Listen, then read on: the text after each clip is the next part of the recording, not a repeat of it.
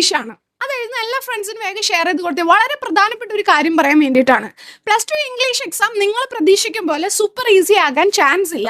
അപ്പോൾ expected questions നമ്മൾ already predict ചെയ്തിട്ടുണ്ടായിരുന്നു. അത് നിർബന്ധമായിട്ട് പഠിച്ചിട്ട് പോകണം. പിന്നെ എല്ലാ ക്വസ്റ്റ്യൻസും നിങ്ങൾ നിർബന്ധമായിട്ട് ആൻസർ ചെയ്യണം കേട്ടോ. ഓർ ക്വസ്റ്റ്യൻ ചെയ്യണ്ട. അതല്ല, അത് അറിയില്ലെങ്കിലും അറിയാകുന്ന എന്തെങ്കിലുമൊക്കെ എഴുതി വെക്കുക. ഫോർമാറ്റ്സ് കറക്റ്റായിട്ട് കീപ്പ് ചെയ്യാം. ഗ്രാമർ നമ്മൾ പറഞ്ഞ ആ ഗ്രാമർ എങ്കിലും പഠിച്ചിട്ട് പോകുക. ഒന്നും പഠിച്ചിട്ടില്ലെങ്കിൽ അതെങ്കിലും പഠിച്ചിട്ട് പോകുക.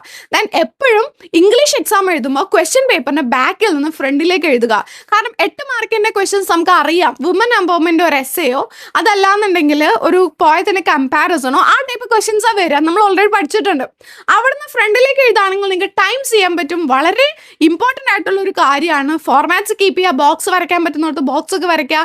ഒരു ആൻസർ കഴിഞ്ഞിട്ട് 2-3 ലൈനൊക്കെ വിട്ടിട്ട് അടുത്ത ആൻസർ എഴുതുക. അപ്പോൾ പേജ് ഒരു നീറ്റ് ഉണ്ടാകും. ഇത്രയും കാര്യങ്ങൾ ശ്രദ്ധിച്ചാൽ തന്നെ നിങ്ങളുടെ മാർക്കിൽ കുറച്ചൊരു ഇൻക്രീസ് നമുക്ക് കാണാൻ പറ്റും. കാരണം മാർക്ക് ഇടുമ്പോൾ നമുക്ക് കൂടുതൽ മാർക്ക് കിട്ടാനുള്ള കാര്യങ്ങളാണ് ഇതെല്ലാം. ഇതേപോലെയുള്ള കാര്യങ്ങളും അടിപൊളി നോട്ട്സും കിട്ടാൻ നമ്മുടെ പേജ് ഫോളോ ചെയ്തിട്ട് നമ്മുടെ ബയോയിലുള്ള പഠിച്ചു നോക്കാം എന്ന് പറഞ്ഞ് ചാനൽ ജോയിൻ ചെയ്താൽ മതി. അടിപൊളി നോട്ട്സ് അവിടെ ഷെയർ ചെയ്തിട്ടുണ്ട്. നാളത്തെ പ്രഡിക്റ്റഡ് ക്വസ്റ്റ്യൻസ് ആണത്. ഒന്നും പഠിച്ചിട്ടില്ലെങ്കിൽ അതെങ്കിലും നിങ്ങൾ പഠിച്ചിട്ട് വേണം പോകാൻ വേണ്ടിയിട്ട് കേട്ടോ.